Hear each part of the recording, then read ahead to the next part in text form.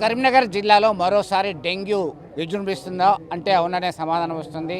చిగురుమామిడి మండలంలో సుందరగిరి గ్రామానికి సంబంధించి ఇప్పటికే 2 కేసులు నమోదైనట్టుగా వైద్య అధికారులు చెప్తున్నటువంటి పరిస్థితి. మనతో మాట్లాడడానికి జిల్లా వైద్య అధికారి ఉన్నారు, డాక్టర్ రాజగోపాలరావు ఉన్నారు. ఎట్లా చూడవచ్చు దీనికి సంబంధించి, అసలు ఎందుకు వస్తుంది డెంగ్యూ అనేది, ఎందుకు వస్తుంది, దాన్ని ఎట్లా నివారించవచ్చు? యాక్చువల్గా మనకి కంపేర్ టు లాస్ట్ 2-3 ఇయర్స్ చూసుకుంటే కరీంనగర్లో అసలు లేదనే చెప్పొచ్చు. ఇంతవరకు మనకు పోయిన సంవత్సరానికి చూసుకుంటే 10-15 వచ్చినటువంటి దాఖలాలు ఉన్నాయి. ఇప్పుడు ఓవరాల్గా జనవరి టు ఇప్పటి వరకు జిల్లా మొత్తంలో 6 కేసులు మాత్రమే నమోదైనాయి. సో అందులో మొన్న రీసెంట్గా జరిగినటువంటి టెస్టింగ్స్లో సుందరగిరి, చిగురుమామిడి అండ్ రామాంచలో ఒకటి. సో దీనికోసం మేము మొన్న కంప్లీట్గా కూడా చర్యలు తీసుకున్నాము. ప్రీ సీజనల్ కూడా చర్యలు జరిగినాయి.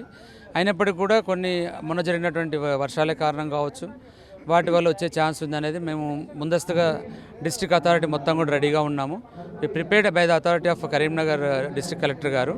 సో మనకి దీనికి వచ్చేటువంటి వాటర్ నిల్వలు కావచ్చు, ప్లస్ పాతైనటువంటి టైర్లు కానీ అవన్నీ కూడా ప్రజలంతా కూడా శుభ్రంగా ఉంచుకోవాలని వైద్య ఆరోగ్య శాఖను కోరుకుంటున్నామండి.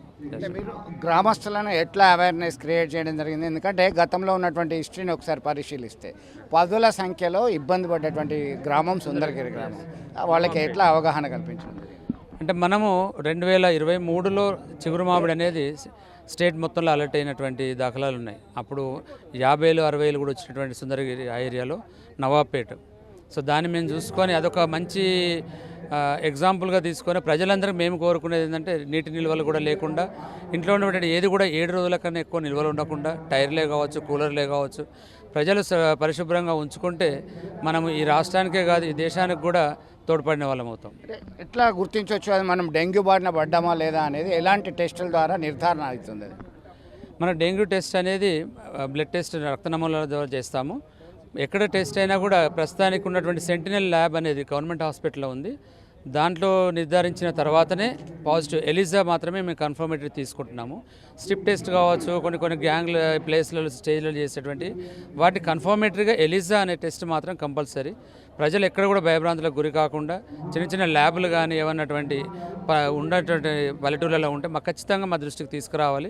అన్ని ల్యాబ్స్ కూడా మేము జిల్లా అధికారి, కలెక్టర్ గారి ఆదేశానుసారం టోటల్గా కూడా మేము కంట్రోల్లోకి తీసుకుంటున్నాం. మనకు డెంగ్యూకి వచ్చేసి జ్వరమే కావచ్చు, దద్దులే కావచ్చు, పెయి మీద ఉన్నటువంటి ర్యాషెస్ అంటాం, చిన్న ఎర్రగా అమ్మవారిలాగా కనబడ్డము, ప్లస్ అన్నోన్గా ఎక్కడి నుంచి బ్లీడింగ్స్ కావచ్చు, పళ్ళల నుంచే కావచ్చు, నోటి నుంచే కావచ్చు, ఏదైనా ఉన్నప్పుడు, ప్లస్ బాడీ పెయిన్స్ ఏ చిన్నగా ఉన్నా కూడా మేము చెప్పేది ఏంటంటే లక్షణాల దాకా పోకుండా జ్వరం అనేది ఈ సీజన్లో పరిగణలో తీసుకొని ప్రతి జ్వరాన్ని డెంగ్యూ లాగానే పరిగణించుకొని అప్రమత్తంగా ఉండాలని మేము కోరుచున్నామండి. నివారణ చేయడానికి అవకాశం ఉందా? మన దగ్గర పూర్తి స్థాయి ట్రీట్మెంట్, పూర్తి స్థాయి జిల్లా యంత్రాంగం మాకు ఇచ్చినటువంటి ఆదేశాలు కావచ్చు, రాష్ట్ర యంత్రాంగం కావచ్చు, వైద్య ఆరోగ్య శాఖ తరపున మంత్రి గారి ఆదేశానుసారం రెగ్యులర్గా మా మీద కంట్రోలింగ్ ఉంటుంది.